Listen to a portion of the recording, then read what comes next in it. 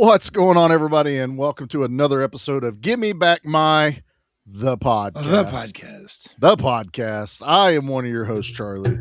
With me, as always, and definitely didn't come with batteries, Pete. Hi, friends. I am solar powered, not battery powered. He's done gone green, huh? Gotta get that solar powered. Nope. No. Not allowed to do that. Not this show. That's for your other show. Okay, this is PG film. You're right. Yeah.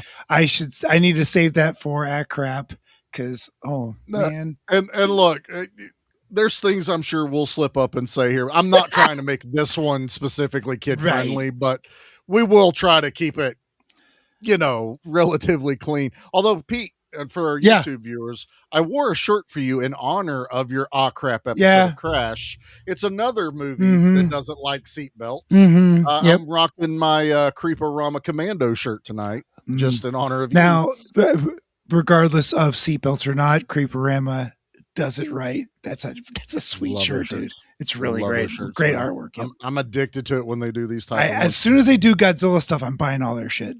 Just buying. Buying it all. I would. What was the one that? Oh, they did Fury Road, and I bought every single. As you should have. It was wonderful. I don't want to own that shirt, but give me some monsters. Maybe critters. Maybe critters. Ooh, some crikes. Tremors. Yeah. They did Tremors. I have Tremors. Oh, I missed that one. You missed that one because they do limited. They're all limited runs, aren't they? You gotta hit that pre-order. We're not sponsored by them, but we're not. I wouldn't be opposed. 100%. You can get 10% off if you listen to the Barons. So listen to the Barons, drop their name, and you'll get 10% off. I think it's what. Look at us! 10. Look at us plugging other shows. We're givers. We are. You know what? We are givers. We go around and we help people. We love our friends, our podcasting circles. Yeah, which is exactly what this movie's about. It's about helping people. It's about being miracle workers, and that's what we are. You're a professional. This is really nice. That's really good well done. Like you are. I wish I was. Yeah. So tonight, we all do. Tonight, Pete, I think, is as much as we've talked about the rebrand, yet we still fell back onto like action centric movies. Yeah, pretty much. Mm-hmm. Not heavy action. This is the first out of our wheelhouse. Yeah. Well, but we had a lot of discussions about what we're gonna do, and we did some really heavy nostalgia films. Yeah, we did. And we had some very good discussions about what we're going to try to do. We landed on this one. I'm not sure why we landed on this one, but we did. And I think it was more like let's just talk about this. I feel like I haven't seen this in years. I could have told you that I hadn't seen it until the 90s. Jackie swore up and down. We watched it a few years ago, and I have no memory of it. So, okay. I don't know. So but for everyone, I'm sure if you didn't see, we are doing 1987's Batteries Not Included. Stephen Spielberg, Amblin. When you brought this one up, Charlie, I swear to God, it was a Disney film. And so I went straight to Disney Plus and it's not there. That's weird. I get that. I really do. It feels like it's not a Spielberg directed, but it's one of those that is definitely. It's Amblin. It's his PG production company, baby. And it's also Amblin is also the Disney not centric. It's got some ties in it, some overlap. I think I don't have any direct examples of it at this time, but I think they've. I don't either. I think there's some crossovers somewhere. Right. Who knows who owns what, but at this point for sure. So we went, super nostalgia heavy. So we're going to cover Batteries Not Included tonight. I got us a trailer. Yeah. Short, simple, sweet. Let's hit it. And then we'll jump into our stuff. Great. What do you say? The residents of 817 East 8th Street are about to lose everything they have. What do you mean those tenants are still in there? Tonight. I'll have them out by tonight. Nothing in this world can save them. Nothing but a miracle. Stephen Spielberg presents a Matthew Robbins film.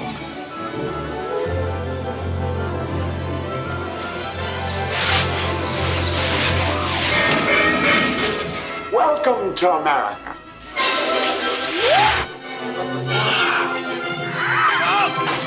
Spaceships from a very small planet.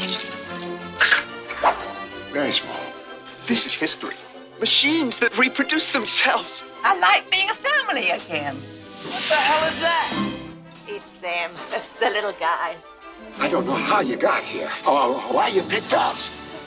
Somebody's helping them. Somebody's bringing them together. Is that why you're here?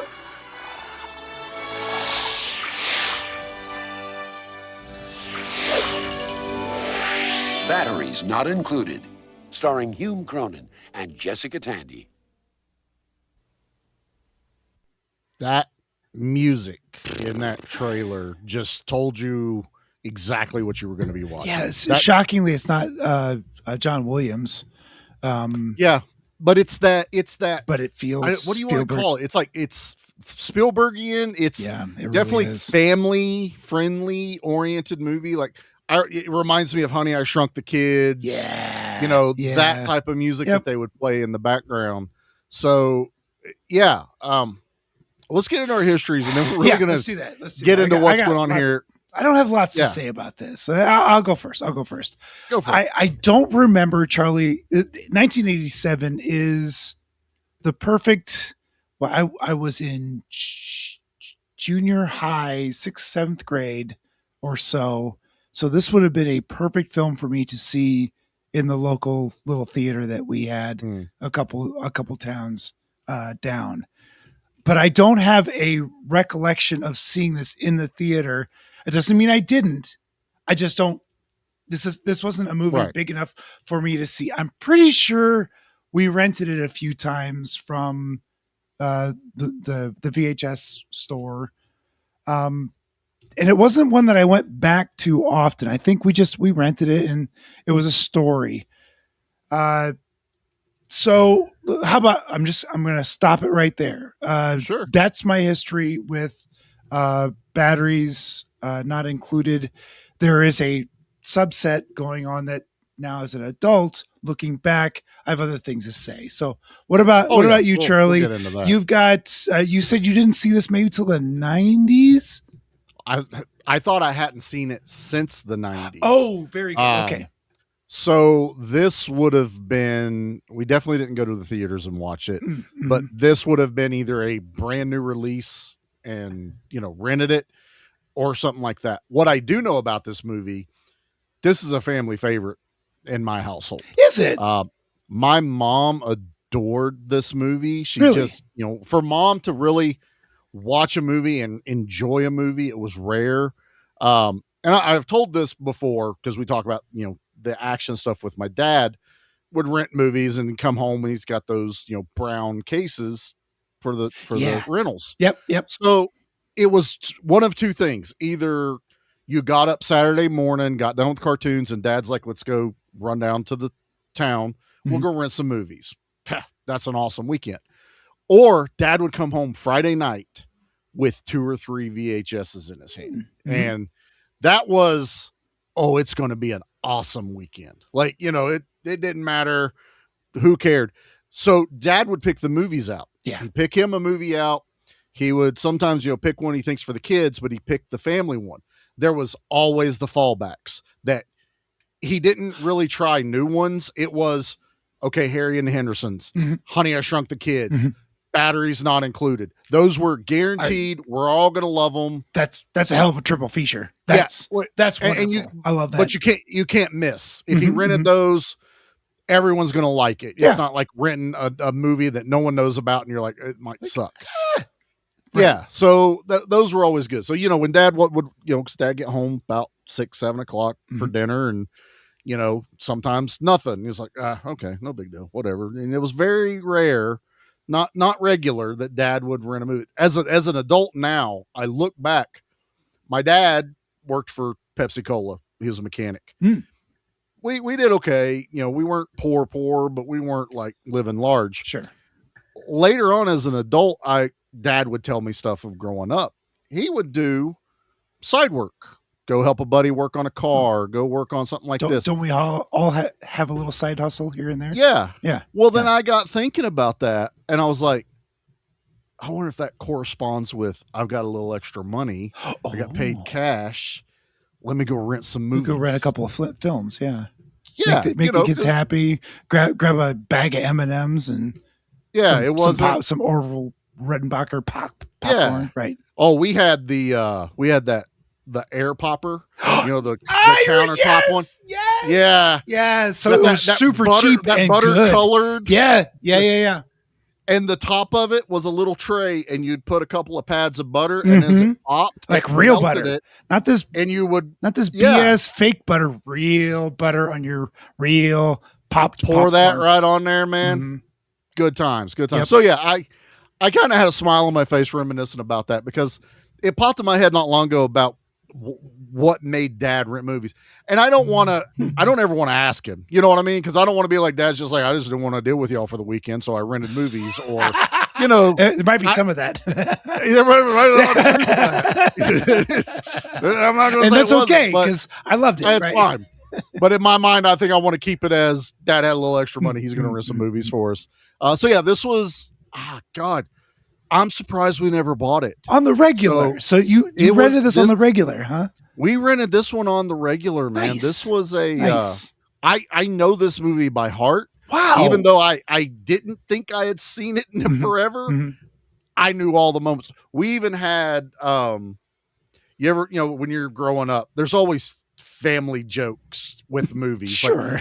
Like, there's every time the little robot comes out of Jessica Tandy's closet wearing the negligee, and the other robot walks over or flies over to it and yanks it off. My mom would always voice the little mom robot going, "Get that off," and would right when it would yank it off there.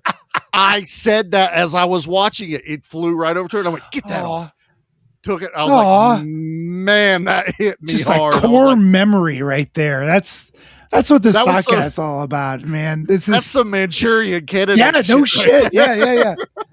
I'm cursing a little too much here. Yeah, the shit's fine. Hey, there's some stuff in this movie that ain't exactly PG approved. It's true. But let's get into it.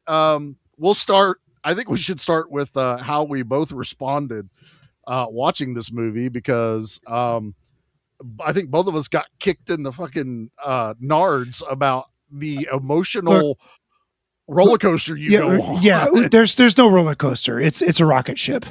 So God, let me tell you, Charlie, how movies usually go. Mm-hmm. Usually there's a build up. There's a build up to a climax. And I don't mean that in a weird sexy way. No. There's usually an emotional peak to a film, and it's typically 3/4 of the way through, so there can be some resolution as the film ends. No, not in this movie. This movie starts out, it's like a roller coaster. It's one of those newer roller coasters that don't go click, click, click, click, click, click, click up to the top of the hill. No. This is the one that shoots you out of a tube into the sky and then rocks you back and forth until this is you the throw Top up. Thrill dragster. Right? Yes, thank you. Up at Cedar Point. Yes, exactly. Yeah, we both know that. I should have just said Top Thrill Drag. I don't know how many people know what that is, but look it up. It's something else at Cedar Point. This does all the emotions. Now, okay, so before I hopped on here, I made sure to think of all my pets I've buried, and my grandmother, who I held her hand as she was dying, my grandfather, as I wasn't around when he passed. I made sure that I visited all of the saddest memories in my brain so I wouldn't break up on this podcast. And God damn it, I'm going to do it anyway. Dude, it's gonna happen. This movie starts off, Jessica Tandy, you are a treasure. Dude. But she's a trifecta. She is one of the few people that have had an Oscar, a Tony, and an Emmy. The woman is royalty as far as Hollywood is concerned. And she comes out so strong and so believable and so lovable and so sympathetic. And it took 3 minutes for me to go, oh, God damn it. My at the end of my grandmother's life, she wasn't this spry, nor was she this lucid. Mm-hmm. She was a vegetable doesn't do it justice. She didn't recognize anyone. She didn't know who anyone was. She barely knew who my mom was. And she was just there. She was just there. And my aunt, God bless my Aunt Janie, is in her mid-90s. Mm-hmm. And is starting now. My grandmother was in her 70s or 80s when this happened. So Aunt Janie got to her mid-90s. And she's clearly starting this. And she just lost her husband. And I can't even... No, it's fine. Yeah. Anyway, this hits home to me pretty hard. This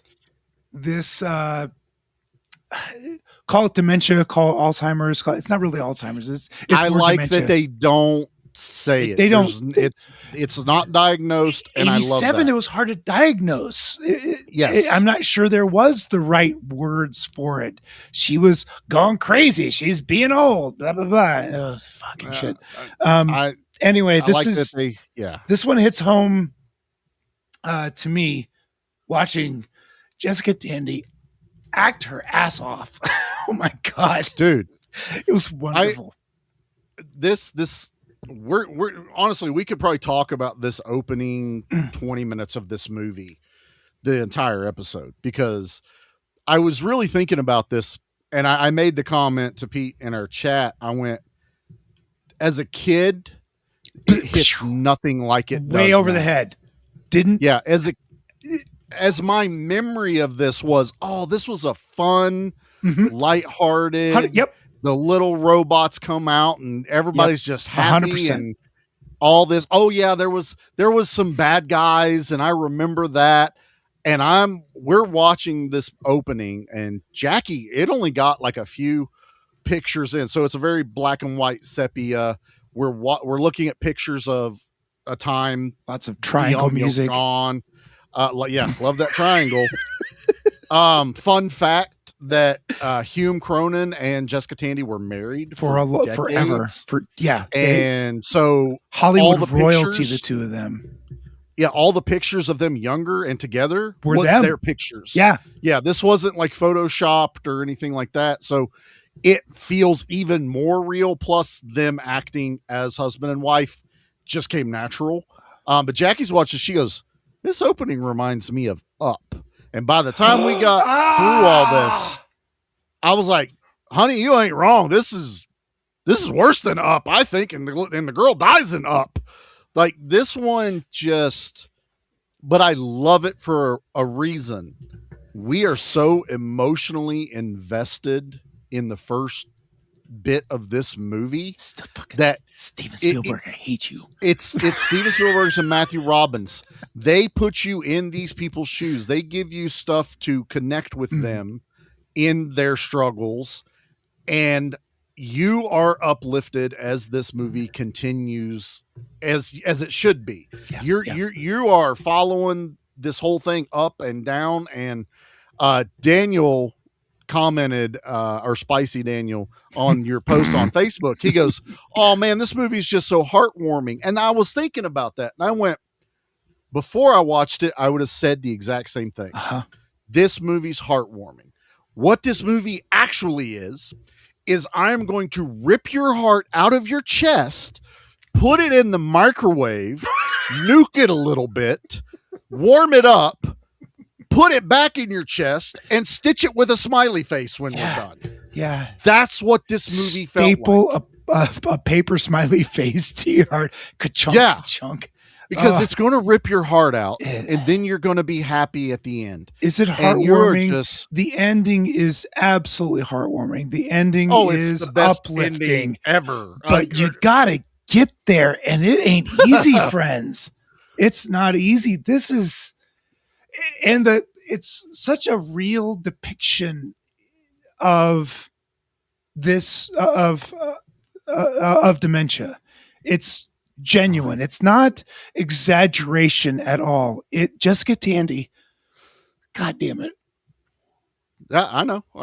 Well, like Pete had. So I have. Thankfully, we haven't had any family members that have suffered from that.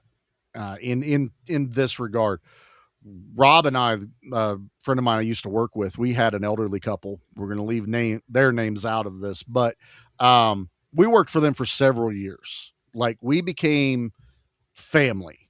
And the last couple of years we worked for them, her husband started to fall into Alzheimer's, and she pulled us to the side one day and told us about the diagnosis. We noticed little things, nothing bad. Sure. And it's a good story, Pete. Don't worry. I'm not going to break your heart or anything, but it kind of got to the point where she goes, he's probably not going to remember you. Well, the good thing is he remembered our faces, but we were both named Rob. So Sure, I would walk by, "Hey, Rob, how you doing?" And I'd say, "Just fine, sir." I would never correct him. And then Rob would walk by, "Hey, Rob." And it was just, sup? We were Rob. We're like Venom. We are Rob. That's I love that. That's what we were. Yeah. But I got to see it firsthand, and it was a very emotional and difficult thing. And these were just people we worked with. We worked with them for a long time.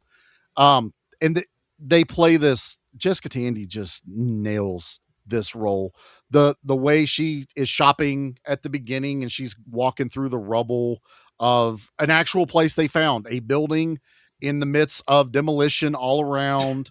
So this was filmed. Leave it to Spielberg to find a perfect filming location, or it's got to be or right, at least man. his resources. Maybe not him personally, but I feel like he's got a very he hired heavy hand in the right people to find the right place, and this was the perfect location. Yeah. It was wonderful. And while we haven't done a Spielberg movie on this podcast yet, I don't think so. Yeah, you're right. Yeah. I was looking it up. I was curious about that. I'm like, we haven't touched anything because we haven't done any Indiana Jones. The closest we've gotten was another produced movie, was Arachnophobia by Steven Spielberg. Oh, that was pre-Pete, I think.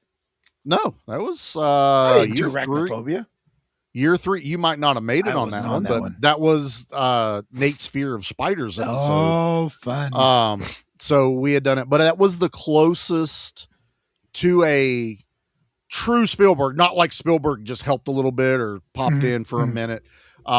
This one feels Spielbergian, like we were saying. This fits right along. This has his fingerprints all over this movie. Well, we were tossing around movies to cover, and E.T. got brought up. E.T., yeah. So there's Spielberg.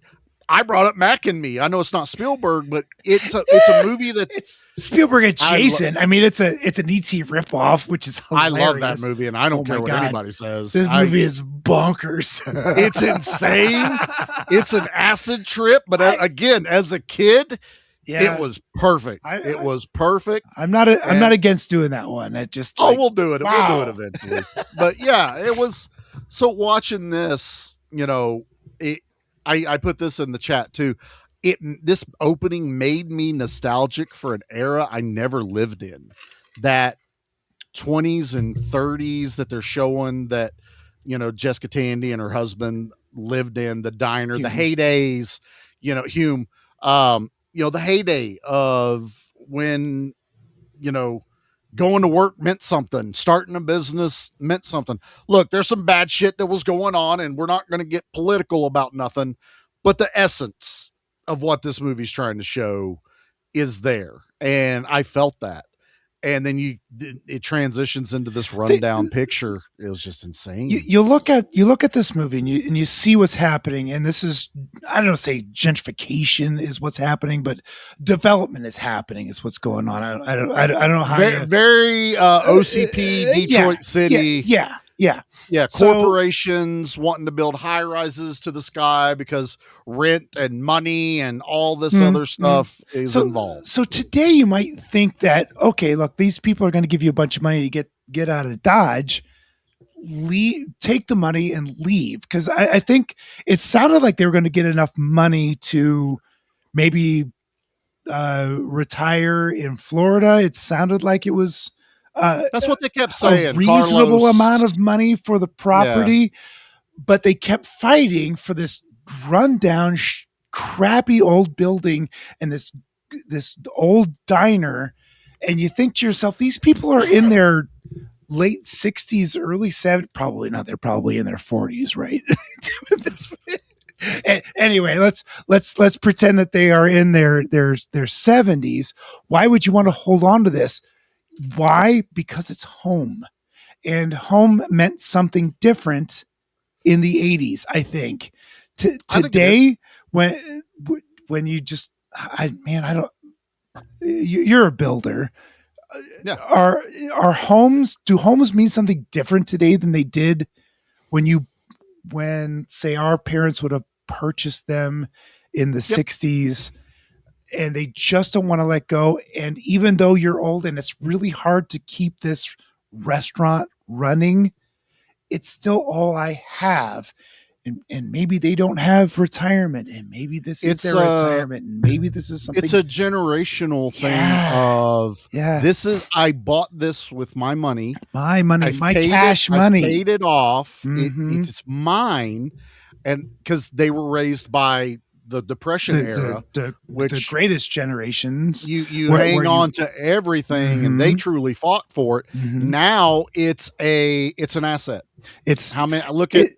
We're selling homes and flipping homes. When you bought that's my starter home or just after the Great Depression, it wasn't an asset. It was It was you'll pry it out of my cold damn head. Right. It was a child. It was a family member, and it's not disposable at that point. The greatest generation never thought about disposables.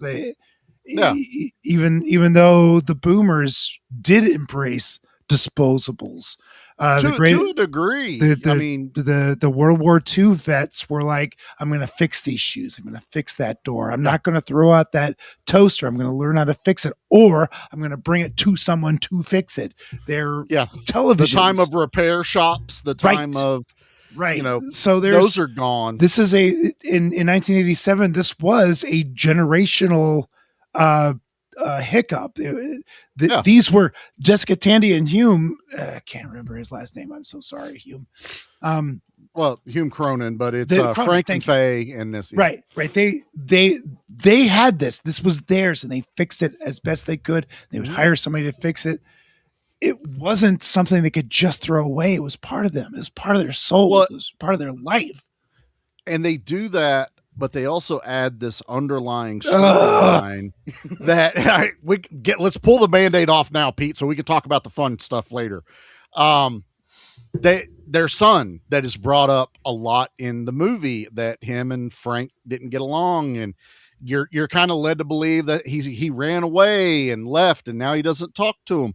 Come to find out that he died. Yeah, he died when he was 18, and he wanted to get away from his dad so bad he bought a car and got in a car accident. To pile on, I had a cousin that happened to when I was very, very young. I barely remember him, and he got in a car and died one day. Happens, right? This We're movie trying not to make this a depressing flipping piling on me, and I hate this movie. He was not happy. He was messaging for a while, and Jackie walked in and seen me on my phone. She's like, "What you doing?" I said, "Pete's having an emotional breakdown." She said, "What happened?" I went, "He's watching Batteries Not Included." Stupid movie. And she went, "Oh," and that's all she needed to know was Pete was watching the movie, and because she was bawling, like she was crying at the beginning, then she's happy in the middle, and she is bawling at the end. I'm not going to sit here and act macho. I had tears in my eyes in parts of this movie.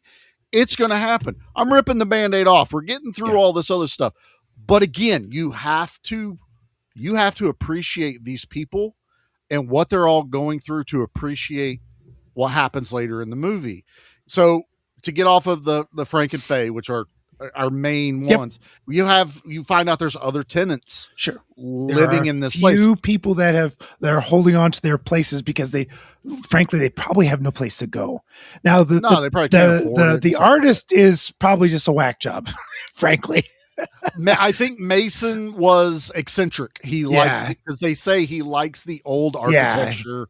Kenny Loggins. He's an artist, so dude, he looks like Dennis Miller. I call him Timu Dennis Miller the whole freaking time. Timu Dennis Miller, that's pretty good. Yep, I was going Kenny Loggins.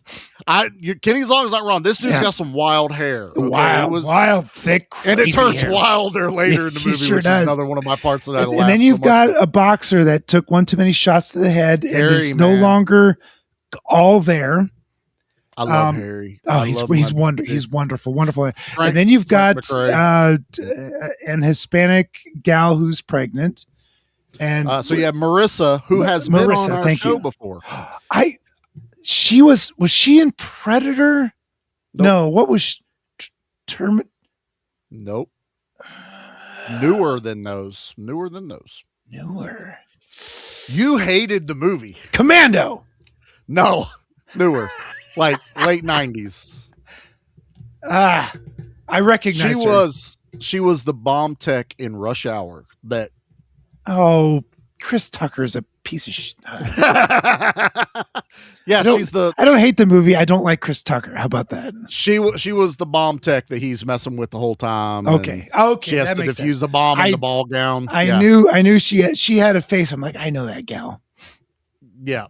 She was also in License to Kill, so call back to our 007 discussion we having.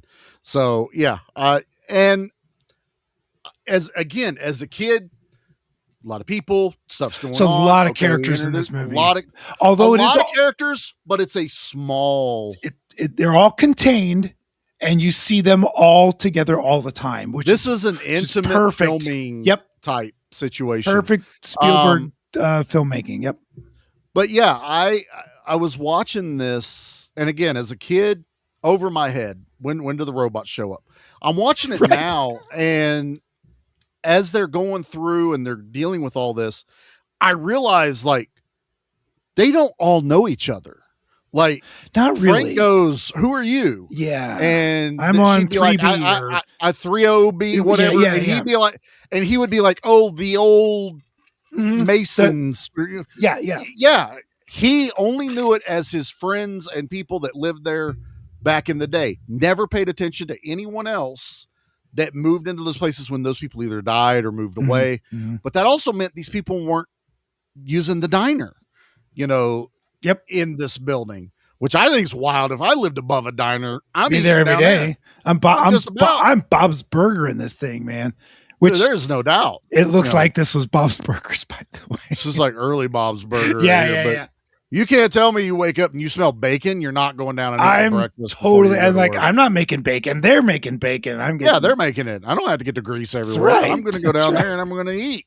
But I was noticing things that probably my parents saw. I'm sure this spoke heavily to my parents growing up because they probably experienced a little bit more closely to the time range that this movie is depicting, because this is a late 80s movie. This movie is exactly when it was filmed, is basically what time it is. It's like last of the 80s. The commercials that Harry is copying and saying in here, I remember those. GE, we bring good things to life.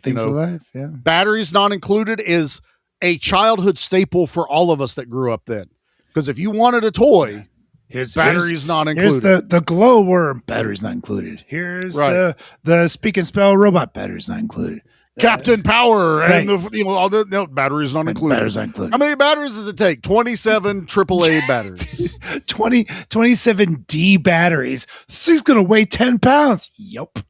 Hey kids, it's the all new Game Boy. Batteries not included. It took 8 double A's, and it was for 5 hours. That's right. I think it was a little longer than that, but not when it was not older. Much. Good Lord. It just registered with me because I grew up as a kid in this era. So it fits. Now, does it date this movie? Absolutely. But this is one of the few that I feel like is a I've said it a lot about the 90s movies that are a snapshot of an era. Batteries Not Included is a snapshot of the 80s. 100%. Right at the end. I mean, Mason is exactly who you expect him to be, an eccentric artist. Marissa is, I like that she's not the stereotypical Latin woman that lives in there, even though her husband is in a mariachi band, I'm thinking is what it was. That tours the country or something, question mark? Is she making up a story or is that the truth? I don't know. He shows up and then he goes away. When did he show up? Oh, that's when Mason gets mad and goes and gets drunk sitting out there. They pull up in a car playing the mariachi music. Oh, yes. How did you watch this? I got it from the library, a Blu-ray version. Okay, so you should. So maybe I blinked and missed it. It's possible because it doesn't take long. But there is a TV edit that cuts that part out where Mason gets drunk with maybe I don't, because I don't remember Mason getting drunk. Maybe this Blu-ray was the TV edit. I'll have to look. I still got it. I wonder if it has both. Oh, that would be interesting. I didn't even look. I just hit play. I didn't even think there was Did you see the two little robots pouring coffee for Frank and Faye in the diner? No. While Frank's reading the paper. You watched the TV edit. No kidding. You watched the TV edit. Nope. Holy I definitely did not see that. Oh my God. Yeah, I was. How about that? I'll have to look that. I still have the disc. I'll go look. Maybe there's a theatrical and a television. Was that cut for time, you think? Or I think it was all time because there's one scene I guarantee that was edited for television. And that's the painting that Mason does. Did you see that? There was a boob. I saw a boob. How quickly? I saw it. Very, very brief. It didn't linger. It does when it's uncut. And the camera cuts back to it afterwards again. I don't remember that much. Huh. How about that? Definitely watched the edited. I'm trying to find the thing where I saw that there's an edited alternate versions. When aired on national syndication, the following brief scenes were omitted for time. When Frank attempts to give Faye her medicine, because he goes, it smells like cherry cordial. Frank asks somebody to help them, and he breaks a vase and kicks a chair. So they cut that. That's an important scene. That would be very important. How frustrated he is with he's not angry with his wife. He's no. He's so angry at life right now because his wife is dying in front of him, basically. And that's wild because the robots fix the vase and Jessica Tandy picks it up. So we watched him smash it in the kitchen. Like it was a huge breakdown moment for him. He picks up a chair, smashes it on the table. I'll go watch it. I can't watch it again. It's too much. I can't do it. Carlos and his gang planning. So Carlos has a whole gang and they're in a rundown building over. Yeah, I remember some of that. Like I remember his gang even pushing him through a wall or something. That's it. That's after. There's another scene where they're planning what to go do. Frank and Faye are reading the newspaper while one of the spaceship pours them coffee. Faye asks whatever happened to General Eisenhower because, she's in a different time. Harry searches his room for the whistle. Just a small thing, nothing major. No. Wow. I totally watched the wrong version. While Marissa, Hector, and his friends hold a fiesta in the apartment, Mason sits outside and drinks. Nope. And then he comes inside the thing drunk, throws the bottle, just yep. I watched the wrong version. How about that? Normally I'd be like, you didn't miss a whole lot. And I'm surprised they don't say that they shortened which we'll say it now. Mason's a painter. His girlfriend breaks up with him because it's basically living in a shithole. Because he won't paint her nude. What a throwaway line that was. You won't even paint me in the nude. I'm like, okay, all right. Well, then later, Mason and Marissa have, kind of, I don't want to say fallen for each other fully, but they're definitely interested in each other. They seem to be more and more attracted to each other as the film goes on. Yeah. And he's painting her. She's fully clothed, by the way. He's painting her. The little baby robots are playing in the background, which is what distracts the kids. And he turns around to scold them, and she grabs the painting, and he's painted it as it's a sheer top. So you see boob ships. Yep, there's 2 of them. Two of them, as a matter of fact. It's 2, but they she's usually come in pairs. I don't know how you're used to them. Have you seen Total Recall? I have. Fair, could be fair 3. Fair enough. But as she grabs the painting, and Mason's like, "What? I just paint what I see." But they cut back to that painting a lot. Did you see me in the shower, you weirdo? I'm also going, this movie's PG. I was I've seen boobs in PG movies in the 80s. It happens. Or it happened. The Outlaw Josie Wales. I remember that movie with Clint Eastwood because the bandits attack the wagon. Ooh. There's a blonde-haired girl in it, and one of the dudes like full on rips her shirt open, and it's there for 13-year-old Charlie watching whatever was on the Turner Classic Movie Channel that time, because it wouldn't have been edited on that. Rodney Dangerfield, Back to School. There was that's another one. Very quick shower scene. Yep, my dad wasn't prepared. We went to go see it because it was PG and it was Rodney Dangerfield. And Dad's like, "Oh, I love Rodney Dangerfield," and there they were. And I have no memory of Mom and Dad telling us not to look. I guarantee the first time we watched it, we saw it. Probably because no one would have been prepared for that at all. And it probably could have been like Mom was like, they already seen it. Too late. Yeah, too late. Charlie been mooned. Yeah, it's done. Oh, you Ray Stevens fans out there, that's for you. They call him the Streak. Thank you. Thank you. Dude, I grew up on Ray Stevens. Come on, man. But so back to you only seeing that scene with Frank losing it in the kitchen is the pivotal moment in this movie, because it's right before the ships arrive. Because he's fully broken. Like, he is. The gang has busted up the diner, done all this stuff, destroyed everything. He's lost all hope. His last friends have moved out of the apartment. They're going to an old folks home. Yep. Shady Acres retirement. In Florida or Jersey or something. I couldn't quite figure that out. I think it was not far, but far enough they couldn't just go there and visit, in a day. It'd be too hard to visit at their advanced age. Yes.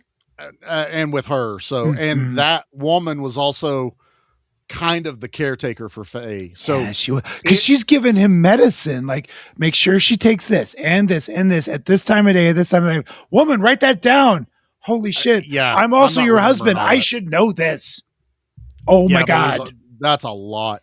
So it's also that time and those people. Different era, man. Different era, man. Hey. He does the right things, though. He does do it, and he doesn't complain about it. But he has this breakdown moment, and that's the moment. All hope is lost.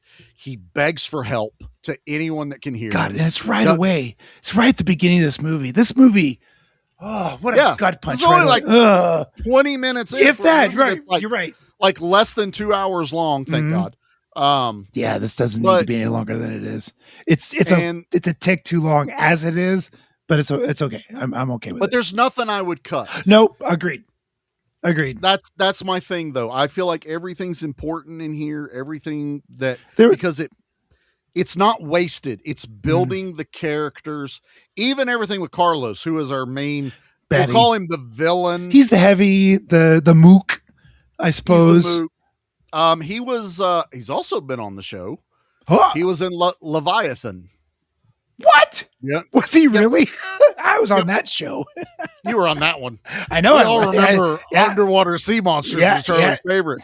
But Carlos, that actor is in that movie. But I've always just known him from this one. But the ships show up, and man, that's all this movie needed to be. And these ships are like dinner plate size, so they're not like, it's not like a like they show up on radar. These are tiny these are sentient dinner plates is what they are. Jessica Tandy's throwing a bowl later because that's the size of the ship. She's trying to make the mental connections. Like, what did I just see? So she's throwing these plastic blue or purple bowls around, and everyone thinks like, oh, okay, there she goes. Dementia Tandy is going crazy again. But no, she's trying to make these mental connections. She's working it out. Yes. And she does eventually work it out.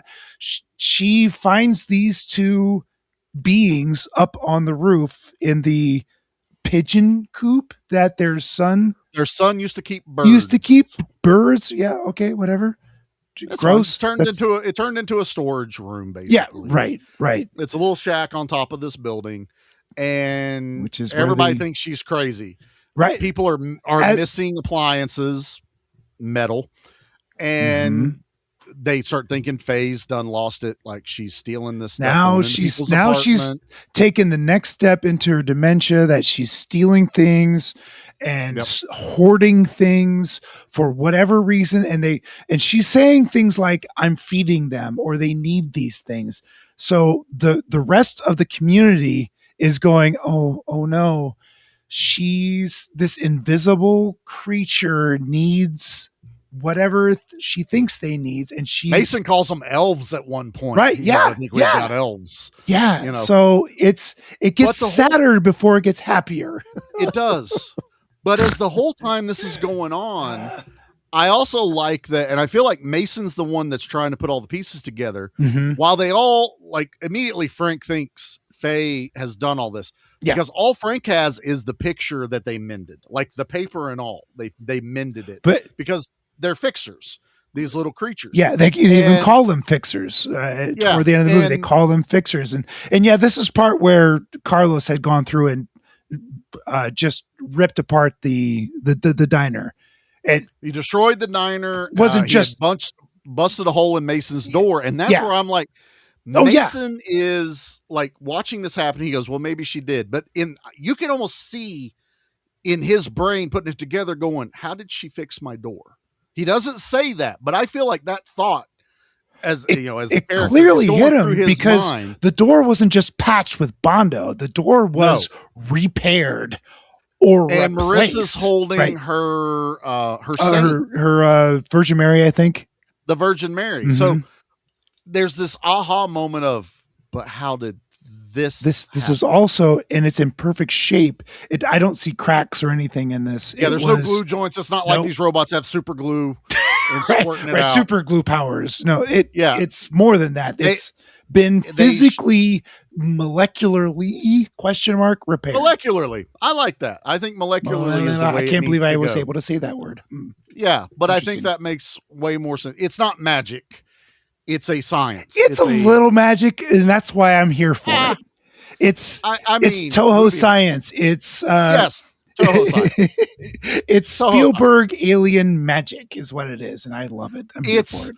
I don't want to know. It's right. It's I don't care. I don't care where these things came from. I don't care how they do it. All I need to know is they're here and they can. This is one of my favorite things. And this is a lot of the movies we grew up, Pete. Here's the give me back part. Too many movies now have to tell you why something is.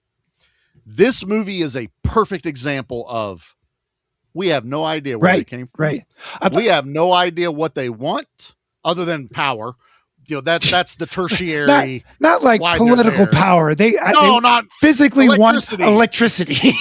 120 volts. 60 amps. That's what they want. Right.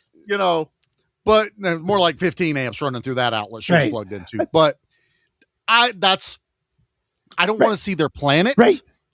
I don't the up close magnifying glass Mason does to the one, and you see all the little lights where it almost looks like a city of other smaller beings inside of one. There are literal layers to this film that were never revealed. And that's all I want. That's right. I want to say that Stephen and Leo over at Spoils of Horror just did this with Christine a few weeks ago. Yes. And they did such a great job of saying, like, look, the book does give some backstory, but the movie doesn't. And you know what? I'm okay with that. And I loved how they just leaned right into the mystery that wasn't explained. So if you read the book, you knew the backstory, sort of, kind of, maybe. Yeah. If you watched the movie, yeah, you didn't get the backstory, but it didn't matter. It didn't matter. One doesn't affect the other. If you know the movie, if you know the book and watch the movie, you're filling in the blanks. As I'm watching this movie, I'm thinking of those two ding dongs talking about Christine and going, this is the same idea. I don't need to know what, where, how, even maybe to a degree, the Predator movie. That came up in my mind. We don't, even though it's much more violent, it's clearly, but we don't really know. We figure. I still haven't watched it because I don't need to know. Right. I don't need to. Oh no, I meant the OG with Schwarzenegger. Oh, well, you don't get a backstory of the Predator. It just shows up. Well, I think we're saying the same thing, except I'm talking now. We've got the new one with backstories. I don't need that. I prefer the mystery of, I don't know where this thing came from. Where did it come from? But it can show up anywhere. Okay, fine. But with Predator movies, as you get sequels, you do need to develop that backstory. And thankfully, Batteries Not Included and Christine don't have sequels, and we can just have them as their own film, own standalone. I think it serves them better. These standalone movies work better this way because you can always just go back to this one.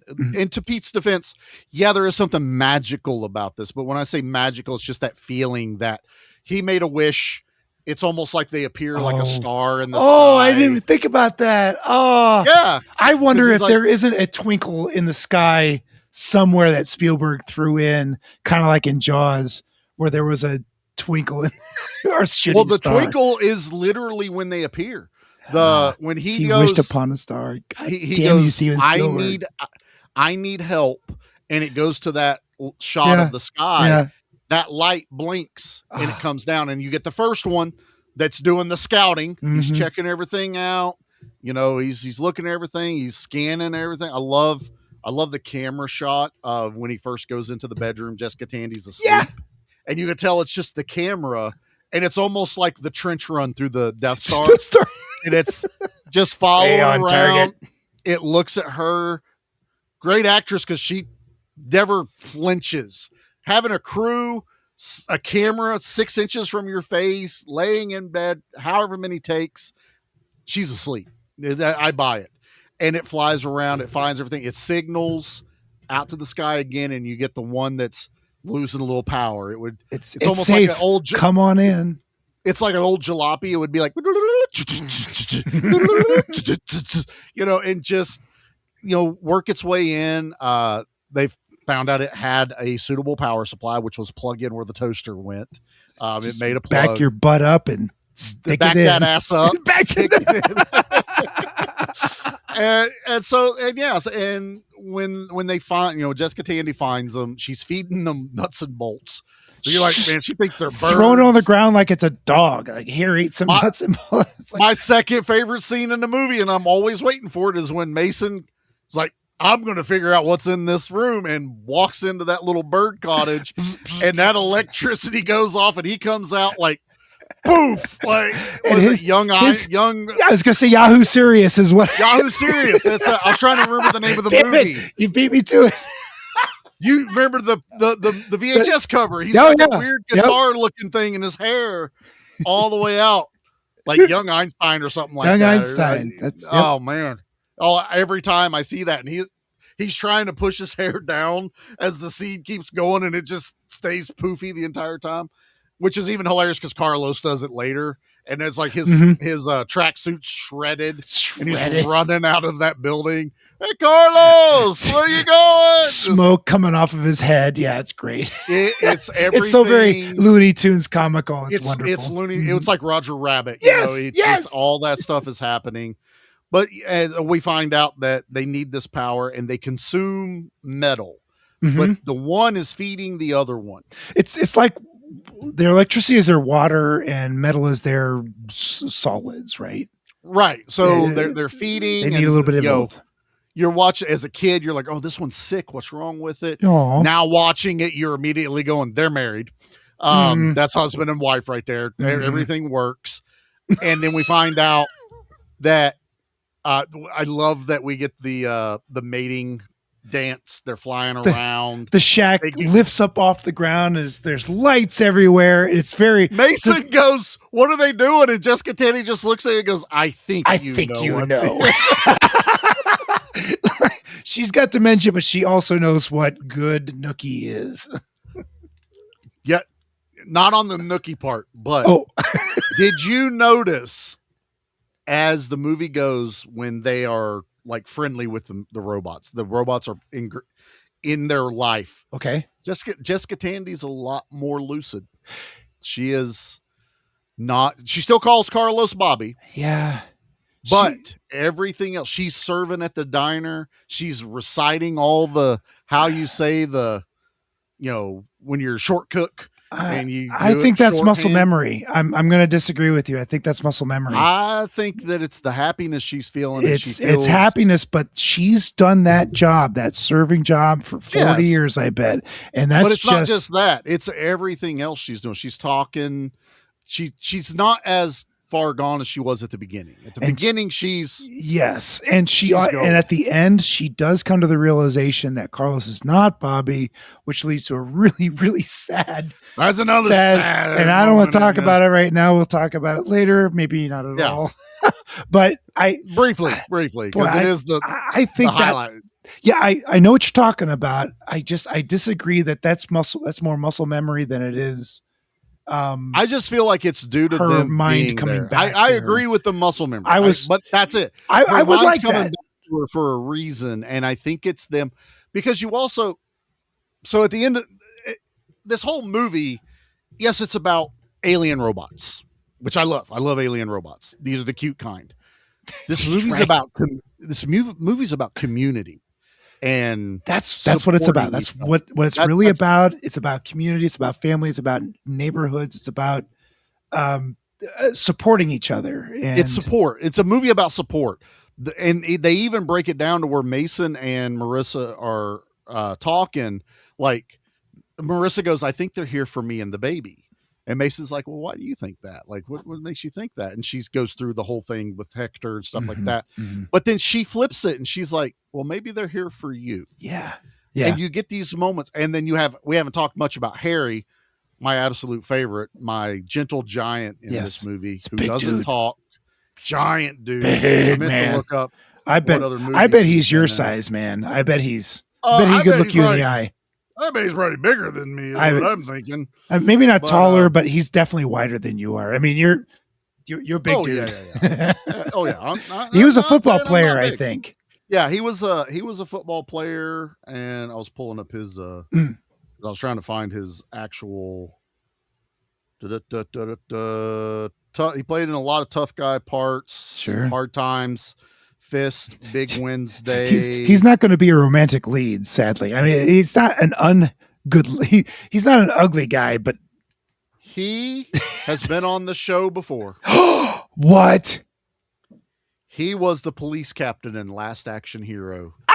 Who was yelling at Arnold with the steam coming out of his ears. Oh my God. He's screaming all sorts of delightful obscenities. Oh. Yep. No way. Oh man, I was just looking at that. Yeah. No wonder he's your favorite, because I think he was my favorite in Last Action Hero. That was well, he's also my favorite because I'm a sucker for these kind of movies. And this movie also just knows the right beats, the right moments to get people feeling certain feelings. It's Stephen Spielberg. I hate to keep going back to that, but no. The man can direct a movie. There's a formula. Sorry, he didn't direct this movie, but he's involved. His fingerprints are all over this. I think this oozes Spielberg, but it's always that, like, he's quiet, he's meek, he doesn't want to fight, he doesn't want to do this, but you get that moment, it's coming in the movie where he's just going to be the guy and he's going to beat up the bad guy in here, and he does. He puts his boxing gloves back on and punches the crap out of Carlos. As a man who is a slight frame, I am a very average frame. To pick a fight with a dude, say, of your size, Charlie, is asinine. That's dumb. I would bring a baseball bat at the very least to that fight. I wouldn't try to actually fisticuff a man of your stature because... Yeah, well, to Carlos's defense, he did have a bat the first time. He did. And the robot stole it. Yeah. And then he had an axe. Yep. And Mason got it away from him. Because that's smart for a guy that is the size of Carlos, not a big Carlos dude. Is a little dude. He is. Little and then he tries to punch, not Mason, Harry. He tries to punch Harry. And I'm laughing my ass off because that looked real. He's punching him in the stomach. He's punching him as hard as he can.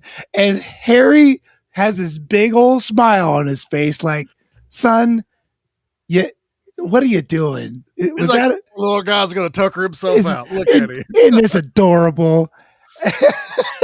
And he just latches him and punches him. Now it's also, I'm torn a little bit because I love this moment of Harry standing up for himself, but it's Faye losing it behind them because she thinks it's Bobby. I know. And so I know. Throws him out the window, which you're like, yeah, but she's losing her mind. And you're like, because she at this moment still thinks it's her son. Yeah. And it's just not, this movie is totally different as an adult. Oh my God. It totally is. Because as a kid, you're like, yeah, why is that old lady yelling? I don't get it. Yeah. Cause you're mad because Carlos hits the little robot and kills it essentially. Mm-hmm. And so we're like, and Carlos is trying to destroy the apartment to get him to move out. All this is about big corporation wanting money. There's a whole nother thing about a skyscraper being built there. They do. And I love it. Again, it's a Spielberg thing. You see the end of the movie halfway through the movie, whenever he shows the model to Carlos and he pulls the center section out of the high rise and the diner building. No, I totally missed that. You missed that too? I totally missed that because the end of the movie is the first scene of Up, right? Yeah, basically. Basically. But yeah, when Carlos, because he's trying, they told him he's done, and Laney, which is the bad executive guy, there's this giant, just like OCP, that model built on a table. Yeah, and he goes, Carlos, this is what we're doing. This is the goal, and he picks up the center skinny section of the model. This is what it's going to look like if you don't get the job done. And they have a model of the diner. And I went, and at the end of the movie, I went, they showed us that already. Like, there it is there. And I love it. I totally missed it. All right. And I think we need to catch our breath. Let's hit them. Oh my God. We haven't had a real quick commercial yet. That's all right. It's all good. It's all good. We'll be back after this. Frank, didn't I just see you round the corner? But how can you be in two places at once? All right. Well, how can you be in hundreds of places at once? Well, it might be easy for you, but then you always were clever, Frank, especially with money. And you work such long hours, too. So who's lucky enough to have you working for them, Frank? A bank? Which bank? Welcome to Good Beer, Bad Movie Night, where each month we drink finely crafted brews while watching terrible films in order to see just how drunk you have to get to enjoy them. So tune in and join Troy. Kilroy Kreitz. Oh, that was pretty good. Thank you. Dave. I have the weirdest boner. And Pete. IPAs are ales, meaning they are bottom fermented. Excuse me, they are top fermented. I that up. Try that again. As we drag Kathleen, hear me, kicking and screaming through an alcohol-fueled podcast dedicated to movies of questionable quality and the frosty adult beverages that help make them tolerable. Good Beer, Bad Movie Night. Clearly, it's the beer's fault. All right, and we're back. So I'm sure Anna found some appropriate commercials to play during this because hopefully inappropriate. No, that's for your show. Oh, that's for my show. That's our show. Excuse me. I love that she messaged in the group chat before she put that episode out going, hey, is it bad if I put this type of thing in there? And she shared the clip and I went, I don't see anything wrong with this. And then she puts like 3 others in there that fit. And I'm like, oh, she went hard. So we had a good time. I love it. Always a great episode. Crash was, oh my goodness. We had so much fun. For those of y'all wondering why we're talking about it so much, it just came out the other day and I just listened. Yeah. So, yesterday, I think. Yeah, I don't even know what day it is. Oh, that's right. We pushed it. Charlie had a real bad day when we were supposed to record this. So thankfully my good co-host allowed me a reprieve. Especially, I knew this movie was going to be kind of an emotional type movie, more so for Pete, apparently. I tell you, man, I wasn't sure how this was going to go. Because I don't have a lot of history with it. You clearly do. I've seen it a couple of 2, maybe 3 times, including the one I just watched. And I usually watch these movies a couple of times. I can't do it, man. I can't bring myself to watch it again. Maybe I'd be a little desensitized watching it a second time so quickly. I kind of don't want to be desensitized, though. I think this is the emotion that I felt watching it the other night was something I want to hold on to, even though I don't like it. I don't like it. No, I don't care for this. No, thank you. No, but it elicited an emotion, and it elicited a chemical reaction in your brain, man. And that's, I don't like feeling feelings. I don't want to feel my feelings. You made me feel my own feelings. Arr. I'm going to stand on my soapbox again. Yeah. How many new movies are doing that?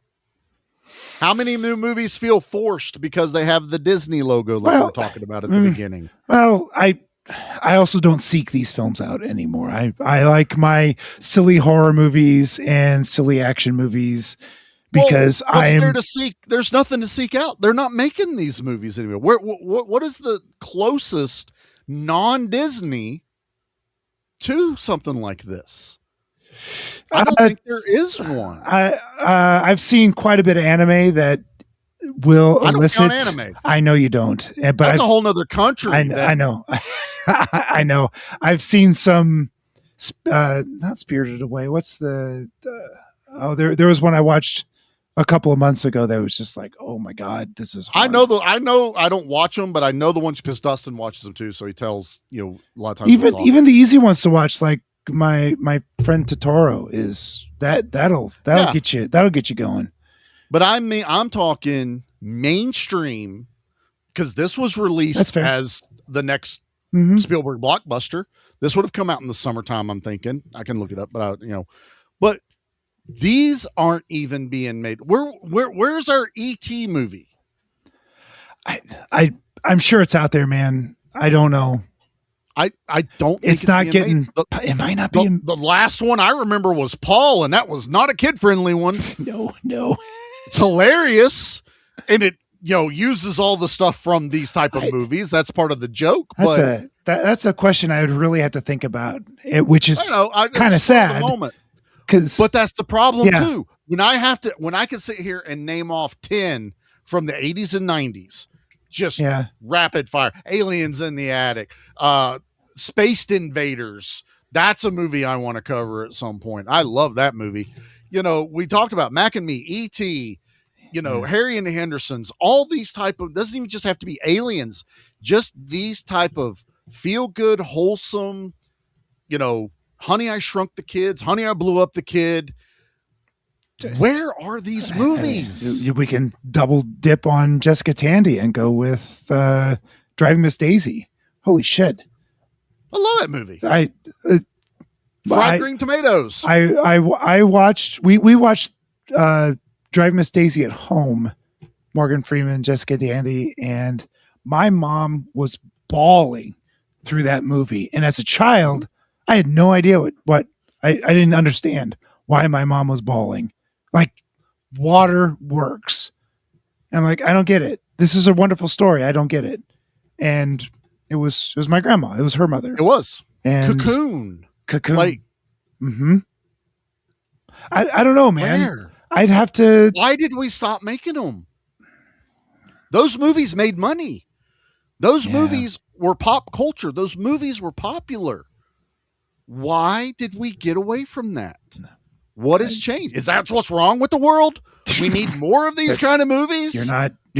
I'm kind of saying we do. I mean, I told you I'm going to get on my soapbox for a minute, but we're also called Give Me Back. So this is me trying to, I'm trying to incorporate our battle cry. I think part of it into our episodes. I think part of it might be that, and I don't want to call it a cash grab, but when a Marvel movie is making $1 billion. Oh yeah. Yeah. Oh, you're not wrong. And movies are expensive and are continuing getting. Guess what? They're not making $1 billion anymore. Expensive. Right. Yeah. You can't say like my movie's going to make $1 billion. That's idiotic. That's silly to think that. But you're reaching for that, and the I don't know. Are the executives looking for the next $1 billion movie, or are they there to make a film? I don't think anyone in mainstream Hollywood is interested in making a film anymore. I agree. That's not because these movies we're listing were unique. You know what I mean? Like they didn't need a franchise. What was the wrestling movie with the autistic fella, the Chocolate Avenger or something? I have no idea. That was a hell of a movie, and that was pretty recent. The kid was autistic, and he was a big wrestling fan, and there was like a backyard wrestling neighborhood federation, and he was like the chocolate monkey or something. I'm trying to look it up. I found one spoon of chocolate, and that's not it. Charlie and the Chocolate Factory. Nope. Like water for chocolate. Better chocolate. That doesn't look like it. I have no idea, bub. But you're also nope. It's an autistic girl with powerful martial arts skills looks to settle her ailing mother's debts. It's called Chocolate. But that doesn't sound like a mainstream to the masses movie. Summer blockbuster. Peanut Butter Falcon. Sorry. Peanut Butter chocolate. Way off. I was. The Peanut Butter Falcon. 2019. Peanut Butter Falcon. I feel like that. No, it was not mainstream. It was probably up for an Oscar or something, which is why it wasn't mainstream. But that one had feels akin to this film, and I do recommend it. It's not an easy watch. Dakota, I mean, I'll take back a little bit. It had Dakota Johnson, Shia LaBeouf, Thomas Hayden Church, John Barenthal. Yeah, it's legit film. Okay, you know what? I'll try and watch. Yeah, give it a shot. It's 6-7 years old, so it's within your window of watching it. I have seen a clip of this. Shia LaBeouf and him are in water or something, and the one with Down syndrome goes, "Hey, am I going to die?" Yeah. And Shia LaBeouf looks at me and goes, "Yeah, we're all going to die. Mm-hmm. Everyone's going to die. Mm-hmm. It's just a matter of when and what you do in between, or something to that effect." It's something. It's a movie, man. I will watch it. Look, I grew up watching the say what you want about it, but like What's Eating Gilbert Grape and those type of movies. And yeah, some of these are the Oscar grab movies because they're trying to win the awards. But it's these movies. It's the movies that you get everybody in, sit in the living room, you pop a movie in for the whole family. Everyone sat down and watched it. These movies were the time we got to sit in the living room and eat dinner. Mom was a very sit at the table. We had a peninsula in our kitchen. Oh, sure. Yeah. But we had a dining room table. I don't know why it was we don't mess it up. That's where we don't sit at that one. That's where the company sits. So we always sat at this peninsula. Dad sat at the end because it had better leg room. You have a 6-foot teenage boy. I have to sit kind of sideways, but my seat was next to the doorway to the living room, and I could lean over and watch whatever was on television. And depending on how bad of a mood Dad was in, it was whether the TV was still on or not. Uh-huh. But that's where I sat and I would watch it. But movie night, family movie night we got the Tupperware trays, which we have now. Yeah. Yeah. Dude, my mom, totally different tangent. Whatever. Sure, go this for is it. Nostalgia. This last holiday we just had, Easter. Mom messes Jackie because Jackie has a eBay account. Mom and Dad don't. And she sent her a link. She's like, buy these. It was 17 Tupperware trays. And I'm like, my mom's the queen of Tupperware. We grew up with Tupperware. I'm like, why do we need 17 more? I said, we have 10 for a house of 5. And Jackie's like, I don't know. So I asked Mom the next time I saw her. And she goes, we decided no more paper plates at Thanksgiving, Christmas. No more glass dishes. Good. We're all going to use the Tupperware trays. They're easy to wash. You can throw them in the dishwasher, do just one load, and we're just going to keep a stack of them. And, Tupperware, I actually think Tupperware is not a thing or coming to it pretty soon. Like they're in financial trouble. Oh, no.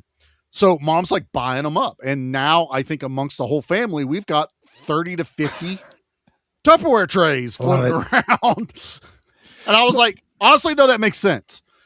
But that was a core thing. We always had those trays. They had the big spot, 4 little squares, and a spot for the spoon or fork or whatever. Yeah. Yeah. There's cafeteria lunch trays is what they are. Yeah. Basically what it was. And we got to sit in the living room and we would watch these kind of movies. And that was our family time. We sat around the glowing box in the middle of the living room. You've unlocked a core memory for me. Also, my grandmother, whom I've talked about a little bit tonight, when us as children, as my sister and I would go over there and spend the night, we always ate in front of the TV with our TV trays, and these were aluminum TV trays with 2 little. You could sit there on the floor with your legs stuck out straight in front of you. You pull out like this. I had a Mr. Spock, and my sister had a strawberry shortcake, and we would. Oh, you got some? Oh, if you have the Mr. Spock that I had, I'm going to freak out. I'm trying to keep this PG here. Oh my God. He's going to pull. I swear to God, Charlie, if you pull this Mr. Spock tray out, I'm going to, oh my God. All right. Show me what you got there. It's not Mr. Spock. Oh, yep. That's it right there. Yep. For those of you on YouTube, right? You got to watch it on YouTube. YouTube's going to hate me, but I don't care. The Dukes of Hazzard. But that's what we had. Strawberry shortcake, and I had a Mr. Spock. And Grandma. This is my childhood one. Part of me doesn't understand. So Grandma was pretty old when we were kids because Mom was an oops. So we were far down. Like my youngest cousin next to me is like 12 years older than I am. My dad was a late life. Yeah. For his parents. Yeah. Child. I get it. Yeah. So there's like this large gap, and Grandma might just have been, they had a farm, and when she moved into town, she no longer cooked, I'm sure, like she used to. So we all did Swanson's TV dinners in the oven. Yep. And it was frozen mashed potatoes. Back when it was actually good. It was and real food. Frozen Salisbury steak, and you put it in the oven for an hour, and it was still frozen in the middle. Didn't matter. Yep. I don't care how many holes you poke in them things. They were a popsicle. Chicken pot pie, and that's core memory, Charlie. Thanks for that. I do. You're welcome. You're welcome. That's wonderful. And it was all regular TV. She didn't have cable, so we just. Console TV. That was the reverse. Ours was regular TV. Granny was cable TV. Yeah, so that's where I got to watch this console TV on the floor. I think I had her TV when I moved to college, and I'd lugged that 20-inch television around with me for probably 10 years until that thing never stopped working. I think I just left it somewhere one day. Like I'm tired of those things. Were powered by Chernobyl. They pretty will much not die for another 500. I'm pretty sure that's going to cause the cancer that I'm going to get one of these days. That and the old wood grain microwave. Those are going to be the cancer causers. Right there. Yeah, that was the first microwave we had. Boy, it had a metal tray in it. It wasn't glass. It was metal.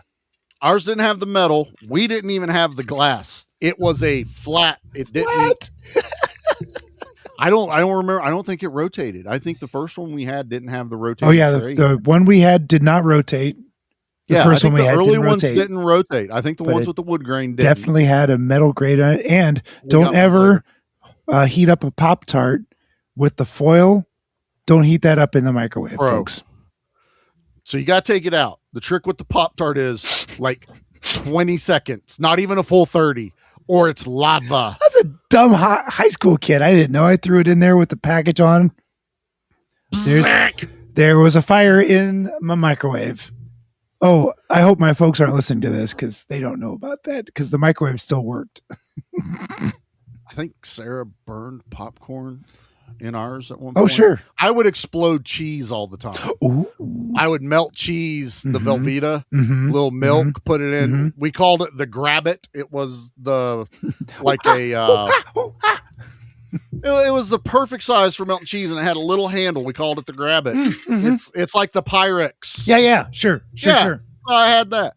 And if you didn't pay attention, it's the blob growing in your microwave. And then you can't scrape it out of the microwave. You can't scrape it out. It was liquid a second ago. It's there forever. It's concrete now. It scorches everything it touches, including you. It becomes part of the microwave at that point. I know Velveeta's not cheese, but come on. What is that? It's not cheese. Anyway, back to the movie. Wow, that was a whoo. Welcome back to Give Me Back the podcast. So they have little baby robots, and that's the part every kid remembers. I love the baby robots, the one that looks like he has glasses. Yes. The little girl one with a girl haircut that also looks like a cheeseburger. And then Spielberg has the audacity to pull a 101 Dalmatians and revive the baby robot, just like the dad did in 101 Dalmatians by giving CPR question mark to the Harry grabs it from them trying to bury it, and he accidentally brings it back to life because it's not normal mechanics. He's trying to fix it as you would a toaster. And it falls in sudsy water. Sure does. Chemicals in a giant sink that I don't think that's how plumbing works. It's alive. And then it comes flying out of a toilet with a little grappling hook. That's right.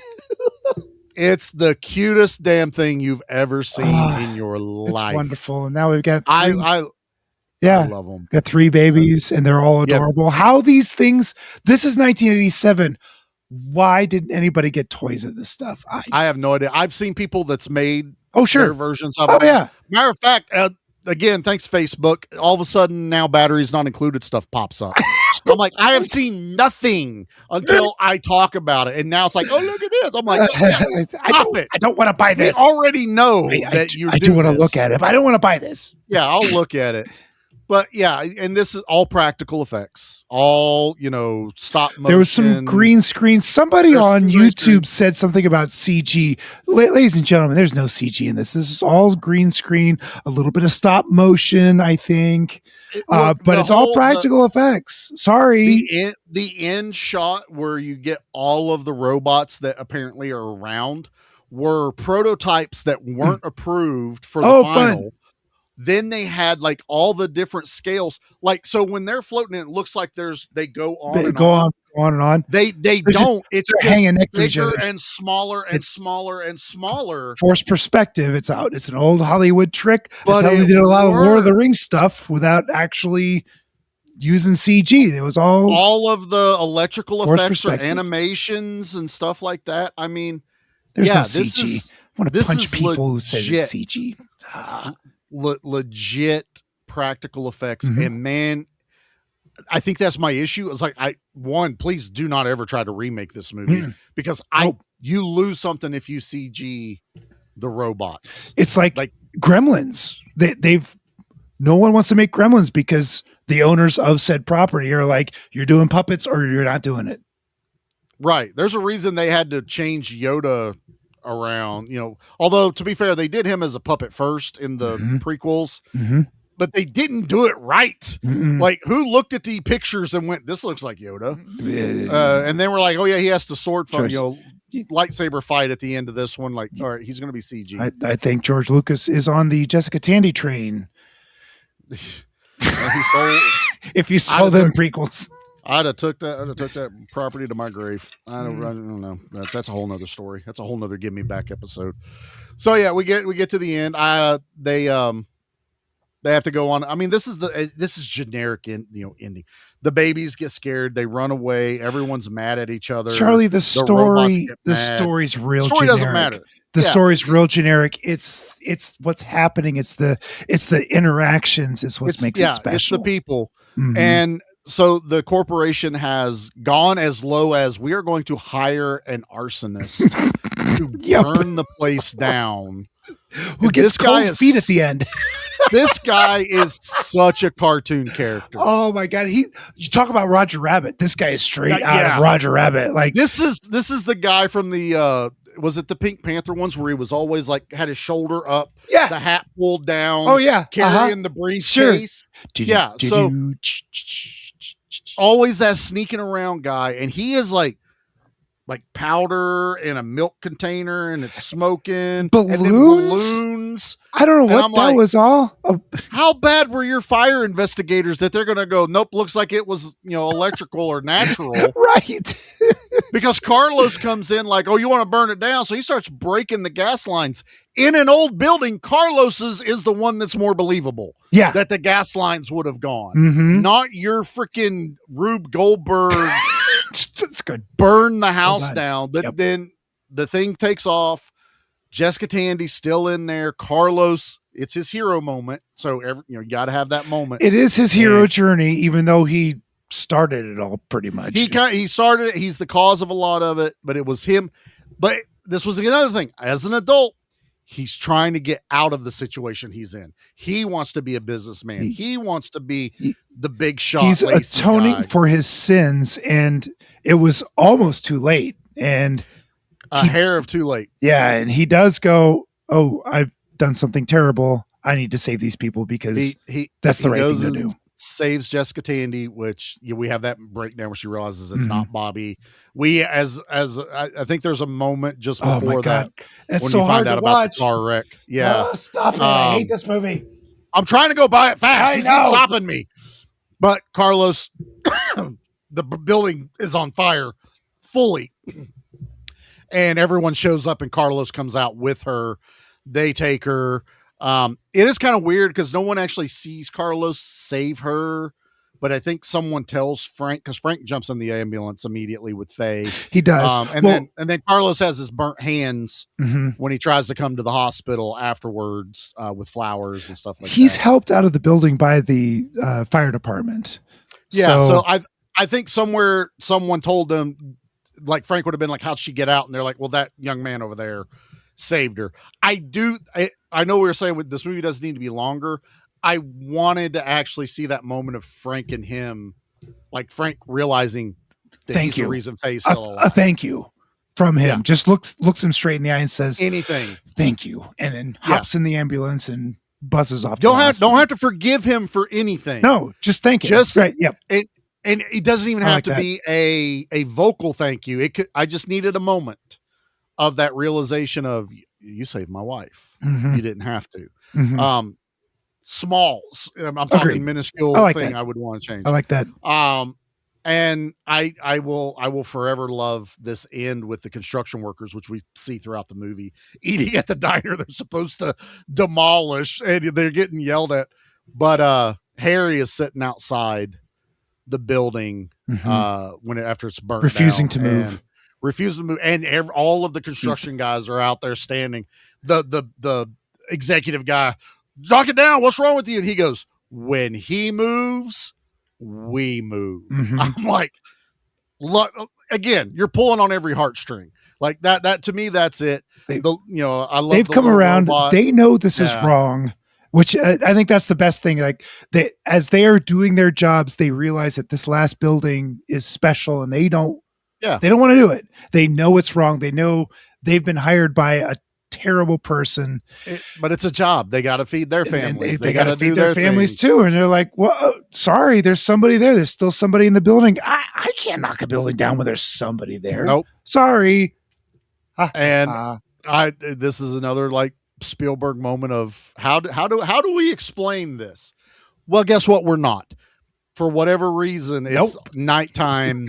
Harry's still sitting out there. The little robot is building I love it. The little robot trying to put the mosaic, putting back the mosaic in the tile that Harry carried around the little jar. And then the robots, the first two come back. Mom the and kids are there, and then all of a sudden, the background hundreds, like 20, perspective. There's 100, but you see so many of these things, and then they start swirling around the building. It cuts to the next day. Cops are coming to Frank and Faye and Mason and Marissa, and you got to come with us. You got to do this. And there's just people everywhere outside of this brand new building. Like, you get some people going, how did this happen? What's going on? Doesn't matter. Even the guy that was supposed to tear it down going, I don't know. It's all cardboard. It's styrofoam. They're doing a sham move on us. So at the beginning of the movie, Mason was trying to get the building designated as a historical marker. And the person he was trying to convince at the very beginning is like, oh, this place is a piece of crap. It's falling apart. And Mason, it has to be livable. Now, he goes, I live here. Right. I live here. Look at all the gargoyles and the windows and the blah, blah, blah. And then at the very end, that same person shows up and goes, look at this beautiful building. I love it. It's all this. It's all that. And I'm like, oh my good Lord. I'm also like, now it's not historical. It's brand new. It's just don't worry about that. Go quiet there. Fun fact, I don't know if you noticed this, but there is a background character. First movie he's ever been in. Luis Guzman is one of the background characters. Oh Lord, no, I didn't see him. I saw him, then Jackie's like, I was like, it was Luis, and she goes, who? I backed it up, and the camera stays Gomez on Adams quite a bit, yeah. She goes, holy crap, it is Luis Guzman. So, and I looked it up. He's got a look to him, I'm sure. You can't miss that guy. Yeah, right. Well, I did. You can't miss Luis Guzman. I always remember from Waiting. So, the back. Oh my God, as he spits on a steak. the asshole it's like, I need some ketchup on your. Oh my God. What's the matter with you? You don't mix, what was it, Mexican with Mediterranean or something like that when they're trying to garnish the steak? We won't dig into that, but another movie I absolutely love. Oh, I need to watch that one again. But yeah, this is the happiest of happy endings. Oh my God! Everyone got what they needed. The people got their lives back. They're on a happier trajectory. The robot aliens got what they needed. They got the power, the metal. Mm-hmm. They're family now, and you realize there's all of these things. So, are they? Guardian angels? Are they an actual miracle? Is this all happenstance? Who cares? Don't know. It ends. It all worked out at the end. Movie done. Credits roll. I don't need anything else. I'm wiping away tears because I'm so happy. And I adore this movie. This is just hands down a nostalgia dump. This is a nostalgia dump. And I love it. There's nothing I can argue about that. This movie needs to be seen. And it's not something I'm going to watch on the regular. This is definitely something I need to watch like every 10 years. Because I think it holds its magic by doing that. I want the next time I watch this, I want to feel the same feels I did when I watched it a few days ago. Like I don't think I would have the same reaction because I would remember everything. Charlie, I don't remember hardly any of this movie except, oh yeah, much like you said, there's robots in this and they help fix stuff. That's all I remembered about this movie. I did not recall any of the human drama that's going on. And I don't want to get used to this movie. I want this movie to hit me upside the head like it did a few days ago. The best way for me was I watched it a lot as a kid, so I understood all of the kid moments, and that's what I remembered. There's a point of me where I'm kind of like, I know Jackie said we watched this not too long ago. Apparently, I didn't watch it. Like maybe we just put it on and I didn't pay a lot of attention. Little phone action going on. because I would have been as emotionally invested as I was this time. And that's what it is. I got those feels. I know in the last few episodes I've talked about, we've had the moments of watching some of these movies with my parents, and just that feeling of, man, it feels like, back in the day. To Pete's credit, he's got his sad stuff. I don't have all the people we used to watch these movies with, Unfortunately, my sister's gone.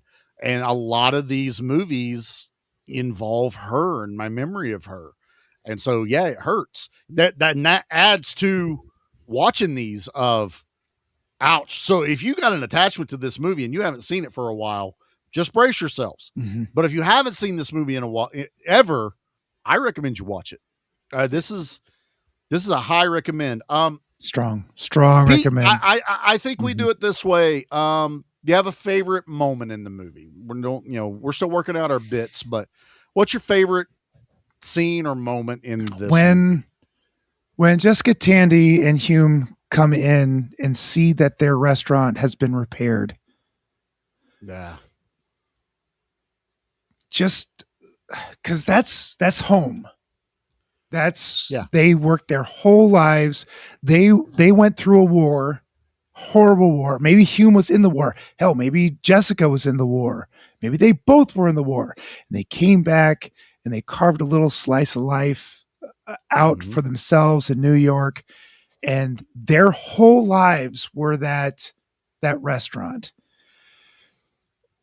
Did they ever take a vacation? Hell, I don't know. They'd have to close it.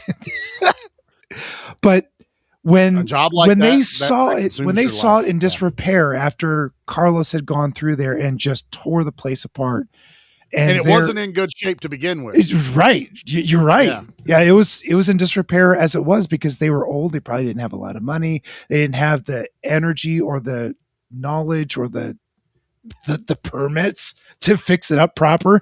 Yeah, how'd those little things get the permits from? Don't worry about it. That's the joy in Hume's face when he saw his child, and I'm going to call it his child. I think that's fair. Yeah. It was, the word heartwarming does it a disservice. But I agree. I didn't think there's some other word for it. And I don't have that other word, but that's what it is. It's that word where you see your child for the first time. Yeah. I don't have kids, but that's how I imagine you would see your son or daughter for the first time. So it's seeing something you built back to the way it was. And that throws me back to what you said earlier. And I think you're right. I think they fix things on a molecular.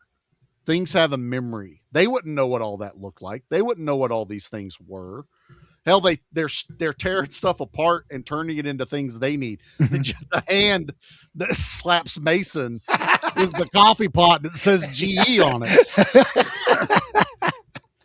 He doesn't know that, but also he knows what a hand is apparently. But I like that the stuff has a memory. That vase is always a vase. Maybe these aliens are able to draw memory out of the stone and out of the glass and out of the figurine, out of the door. The door has a memory, and maybe they're able to tap into that and are able to. It's like the sculptor. The sculpture was always in the stone. We just chipped away the broken. I just chipped away the bad parts. I wrote the great American novel. All I did was cross out all the bad words or all the wrong words. Put 1,000 monkeys at typewriters and typed out Shakespeare. That too. How about you, Charlie? What do you have a favorite moment? I'm sitting here and I'm like, I have favorite so like moments.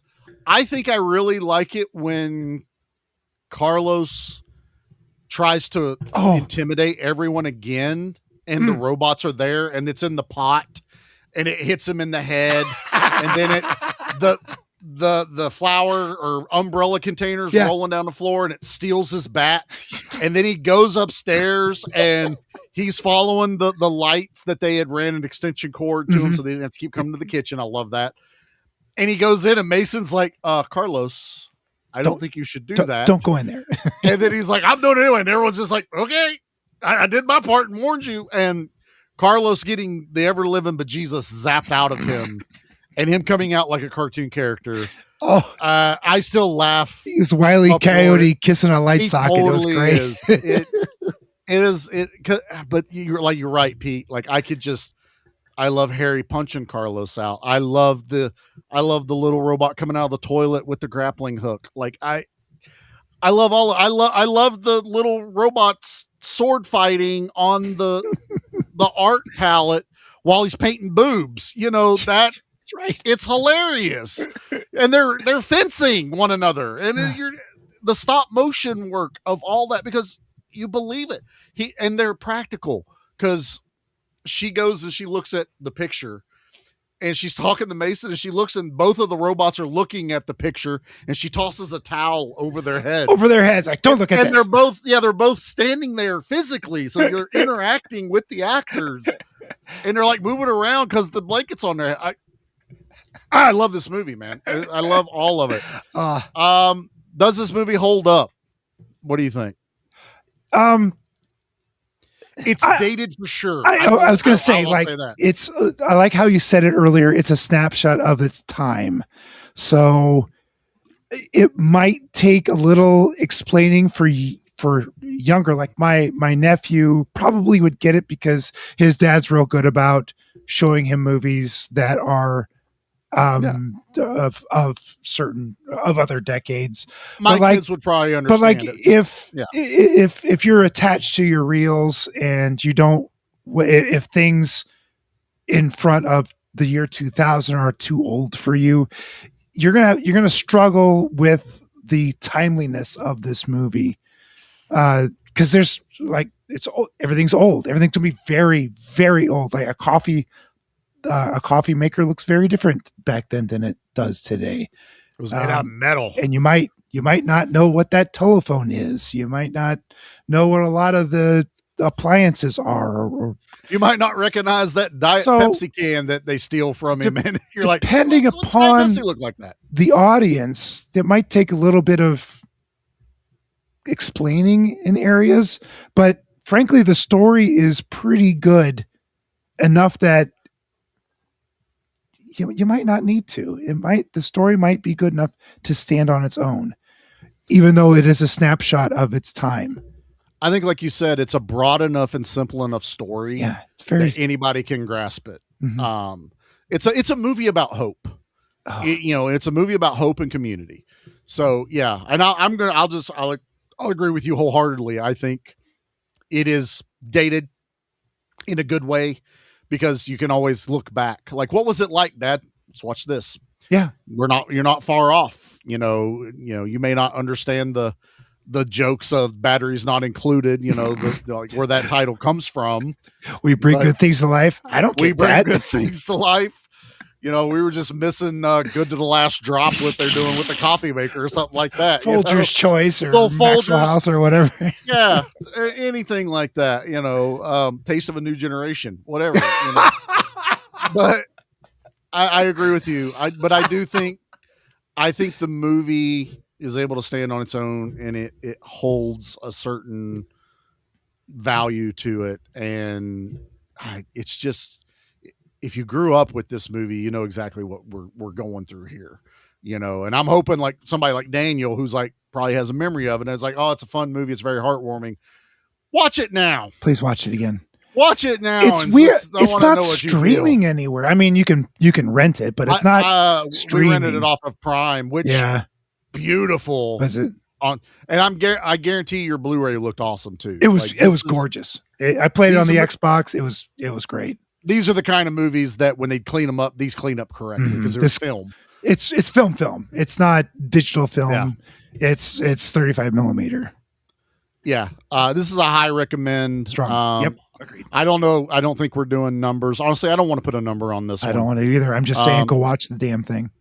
Please go watch it. Pete hates it and loves it. I hate this movie. Everything. Hate it. Exactly. Pete says, I hate it. Everyone should watch it. Everyone should watch it. I hope you hate it too. Everyone, I hope you hate it too. I hope you feel all the feelings I felt. All right. Well, that is I told Pete going into this was going to be the most out of our comfort level ever. And I hope uncomfortable. I hope you guys stuck around with us and enjoyed it, because I want to do more like this. But guess what? It's June. It's June. And I know half the year's gone. Good Lord. But that also means the next episode of Give Me Back, the podcast, lands in a certain month. What month is that, Charlie? I don't know my months very well. It's July. So, a lot of fireworks and eagles. And okay. Action. Month of action is coming back. Hey, how's Eagly doing? Is he coming back? He's coming back. Back. I haven't heard from him in a while. Well, so he quit talking to me. He's been talking to Anna. Anna, how dare you? I think he's got Anna she's way more lovable than you and I. I think he's got one up on her, and he figured he couldn't wring anything else out of me, so he's trying to go a different route.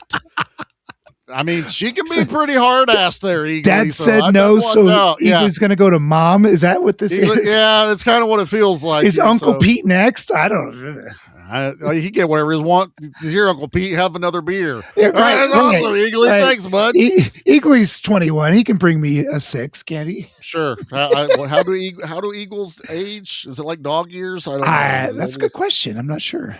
I have to ask him. So no, we have the month of action. You don't ask an eagle its age. How dare you? You really don't. You really don't. So I'm not going to announce what we'll have a bunch of promos coming out for the month of action during this month. We're at the beginning of June, so you can wait. I will tell you that the last episode of June, this is another 5 Tuesday month, which means we get a very special Give Me Back My Need for Speed, and it may be inaugurating the month of action so that we could include all the shows in it. And I've also seen the first draft of everyone involved, and it's a list, man. It's almost double last year. Is it almost? Whoa! We had 13 last year. I think we're at 20 or 21 now. No way. Oh, I love it. Yep. Got a lot more people involved, so be prepared, everybody.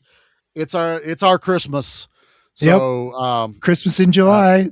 Month of action is coming. Next B action is next Tuesday. Yeah. Yep. Oh, we're doing League of Extraordinary Gentlemen. Dustin. Oh, nice. So more of a modern B action. I was like, that works for me. And I think you mean Craption movie, right? Stop it. I like that movie. Oh, this movie's bad. This movie's like bad. It's going to show up on Good Beer Bad Movie Night one of these years. Like it. We're going to kill it. Oh, it's so bad. It's a beautiful car. It's beautiful. I can't. It's a beautiful movie. I mean, the Nautilus looks amazing. Yeah, it does. Okay. It has its issues. Charlie's not going to stay here and go, it's a perfect movie. And I love this movie. I'm not going to sit here and say that it's a terrible movie through and through. It's got some really... Hey, it's the best Quartermain movie out there, sir. Oh my God. Yes. Somebody else did a Quartermain in a month of action. So many regrets. Hey, don't do the second one this year. I'm just going to tell you right now. No, we've got the second one. We've got ours picked out. So we'll you guys want to hear about that? Go check out J-Man's YouTube channel. We covered both of those over there. Oh wow, that was a trip. So yeah, you'll be hearing all of that, and then you'll have after hours cinema review with Anna and Pete. Crap. As we're calling it. If you're not listening to that, you are missing out. This last, it's a movie I'm probably never going to watch, but it was an excellent episode. Thank you. Their Crash episode. Whew. And there's, Pete still gets some of his flavor of movies in there. So I'm glad you have an outlet. So far, I've got nothing but Pete movies in this because they've all been dirty. This is like made for you. Like, I don't know. Is Anna a closet Pete? Is that what we're starting to figure out? I think so. I think we're figuring out that there's a lot of deviance going on here. We're both a lot perverted, I think. There's a female version of Pete running around out there now. Ain't that cool? Woo! But yeah, it's a good fun time. So just follow all the other stuff. You can find us over on Facebook at Give Me Back the podcast, the Facebook group. Give Me Back My Action Movies, the Facebook group. Both of us are on Instagram. Yep. Under those same titles. Pretty much there. I have a TikTok, but I use it to watch videos. I don't really post on it. Instagram is, if you want to reach out, that's the best way to get a hold of us. Yep. Watch the movie, message us, tell us what you thought about it. Please watch this movie and let us know what's going on. We'd love to tell us your memory about it. You can, you're listening to us and you can find us on Spotify. You can leave comments on Spotify. Leave us a comment over there, rate us 5 stars, get those things up. But yeah, this is great. Month of Action's coming. We'll be back for that. You're going to love the episode. I'm going to guarantee you the movie's going to be awesome. So, all right, Pete, let's get out of here, buddy. Good night.